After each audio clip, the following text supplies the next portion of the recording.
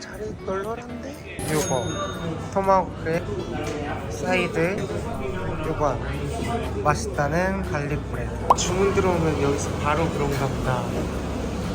봄새우도 있어.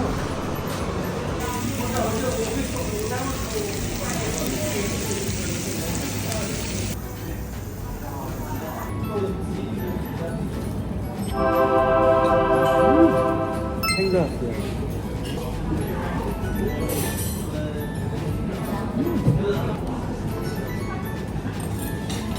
이거는 그렇게 치즈 맛 이런 게 심하게 나시나 봐.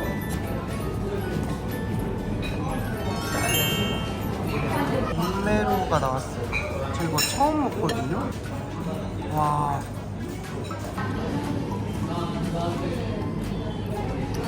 이거 유튜버들 되게 맛있게 먹던데?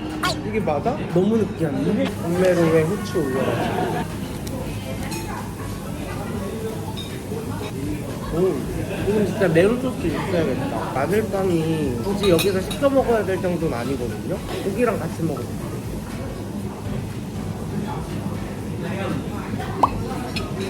마늘빵은 진짜 안 시켜도 될 것 같습니다.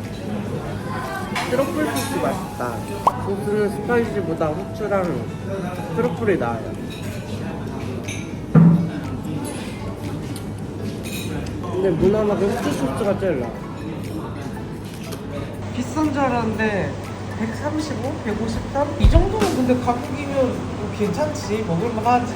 경험 삼아. 약간 코스트코 느낌이네. 창고형 매장. 바나나꽃. 종류가 이렇게 많아. 사과가? 오오오 이거 뭐야 오 맥이다. 파란색 피 그거 아니야? 외국인은 없어도 구매가 가능하대요. 파폭 야시장은 평이 되게 안 좋아서 걱정하면서 도착했습니다.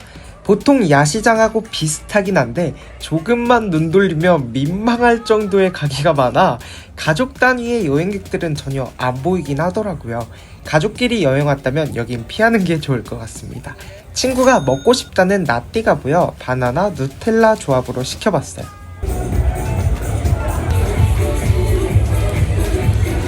어디서 먹어본 맛이야.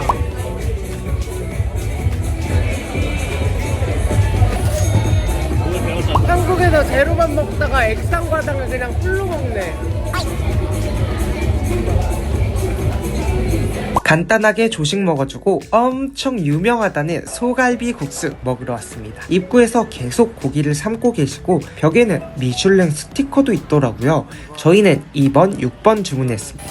토핑은 비슷비슷하게 보였고 면 양은 아주 되게 적긴 했습니다. 곱빼기가 있는 줄 몰랐는데 곱빼기가 있다고 하니 여러분들 꼭 곱빼기 드시는 거 추천드려요. 옆에 있던 소스는 삭힌 고추 다져놓은 맛이라 익숙한 맛이었고 국물 먼저 먹어보니 딱 한정식집에서 나오는 달지 않은 그 갈비찜. 쫄깃쫄깃하다 면이. 작은 면은 되게 쫄깃쫄깃하고 식감이 좋더라고요. 얇아서 국물도 쫙 빼어있어 좋았고 큰 편은 장편 아세요? 딱 그 식감이더라고요. 난 무조건 얇은 면. 이 국물엔 쫄깃하고 국물 쫙 뺀 작은 면이 더 잘 어울리는 것 같아 작은 면 드시는 거 추천드립니다. 처음엔 짠맛만 느껴졌는데 먹다 보니 은은한 단맛도 느껴지는 게 딱 갈비찜 맛이더라고요. 한국인들한테 왜 인기 많은지 알겠어요. 여기는 무조건 오세요. 진짜.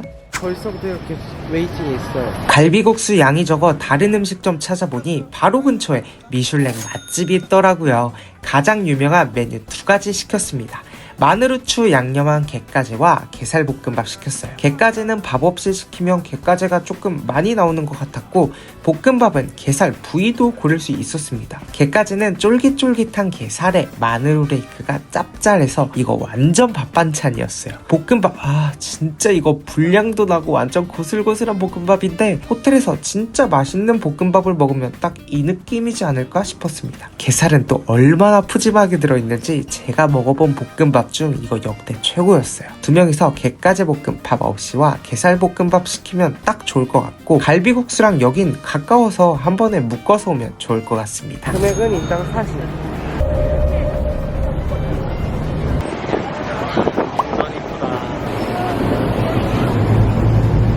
갈비국수만큼 유명한 끈적국수 먹으러 왔습니다. 면은 기본이랑 스프링롤, 오렌지 주스 시켰습니다. 국물은 그렇게 끈적거리진 않아요. 오. 면이 되게 끈적거리네. 냉면을 끓여 안 씻고 국물에 담궈준 느낌이랄까요? 처음엔 이게 뭔 식감이야 했는데 한국 와서 제일 생각나는 게 끈적국수더라고요. 무, 어묵, 표고, 완자, 메추리알 등 구성도 좋았고 딱 시원하다는 느낌을 주는 국수였습니다. 끈적국수 이게 너무 신기해. 이게 진짜 쫄깃부들한 게 찹쌀떡을 얇게 면으로 뽑아낸 식감이랄까요? 면은 끈적하지만 국물은 또 깔끔하고 해장으로 딱 좋은 맛이었습니다.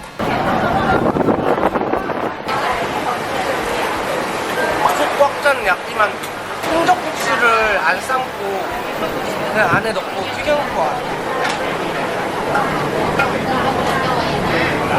1km 정도 거리여서 툭툭 타고 갈까 했는데 그랩으로는 한 73, 4바 정도 나오거든요. 툭툭 근데 300바트를 부르는 거예요. 근데 바로 앞에 택시가 있길래 이번엔 그냥 택시 그냥 미터기 키고 가보자 했는데 또 100바트를 불러. 그래서 그냥 마음 편하게 그랩을 잡았습니다. 여기도 미슐랭 맛집이라고 합니다. 이게 그냥 가정식들 일반 이런 게 많아요. 티 하나고 모닝글로리, 카카오 무사, 팝 콩커리, 똠땀. 태국의 대표 요리지만 안 먹어봤던 것들 위주로 시켰습니다.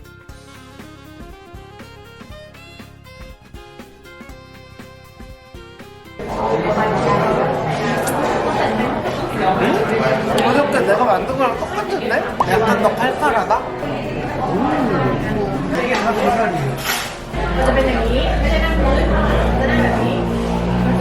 맛있다.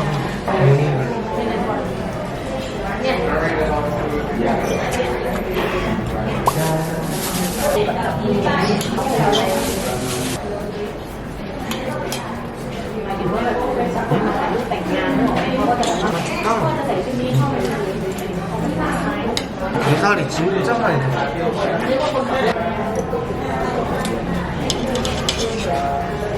느끼할 때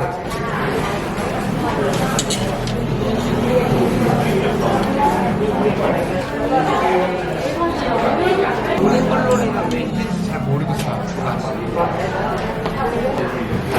우리나라에 숙주나물 볶음이 콩나물 무침. 그래도 무난하게 다 맛있었어요. 막 향신료가 크게 튀지도 않고. 어제 갔던 향고형 마트를 갑니다. 자, 다양한 시럽들도 있고 팥핑보가 진짜 옛날에 유행하던 그거 같은데. 오, 아티초크. 동네 마트에서 이제 기념품 살려던 거를 식자재 마트를 간 거다. 이게 뭐지? 내 예상이 이게 아닌데. 빅비 이거 하나 그래 사봅시다. 꽤 많이 산 거 같은데 웬만한 있을 건 다 있는 것 같아요. 추천템들, 태국에서 사야 될 것들. 먹고 싶었는데 못 먹었던 게 있어요. 왜냐면 일찍 닫아요. 오후 1시까지인데 도착이 한 12시 반 정도 되는데 먹을 수 있겠죠? 됩니다. 다 솔드아웃이어서 이거는 썰려진 거고 이거는 내장이에요. 이건데 족발, 이건 내장이지.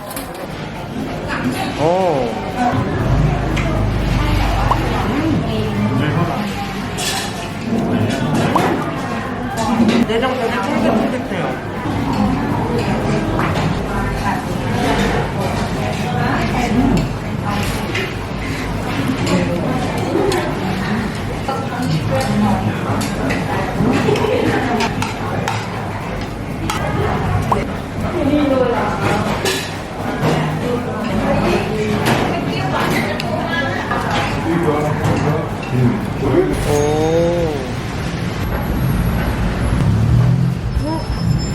은은하게 달달한 코코넛 향이 나가지고 좋아.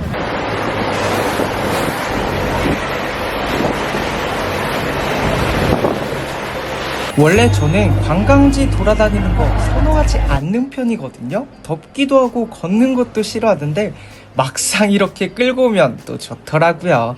그래도 태국까지 왔는데 사원 안 보고 가면 섭섭할 것 같아 와봤습니다. 생각보다 볼거리도 많고 재밌더라고요. 어느새 웅장함에 감탄하며 즐기고 있는 모습을 보게 되실 거예요. 여러분들도 한 번쯤 방문해 보시는 거 추천드려요. 살짝 많이 덥다. 또 호텔 뷔페 안 가면 섭하겠죠? 리뷰 보고 열심히 가격 대비 괜찮아 보이는 곳 예약했어요. 태국 호텔 뷔페도 메인이 주로 주말이더라고요. 제가 갔을 땐 평일이라 가지수도 그렇고 살짝 아쉬웠지만 새우와 굴 종류로 야무지게 담아 먹어봤습니다. 이대로라면 조금 서운할 뻔했는데 와, 이 새우가 진짜 멱살 잡고 캐리했어요. 사이즈부터 압도적이고 살이 통통 탱글해서 한입 베어물 때마다 만족감이 장난 아니더라고요.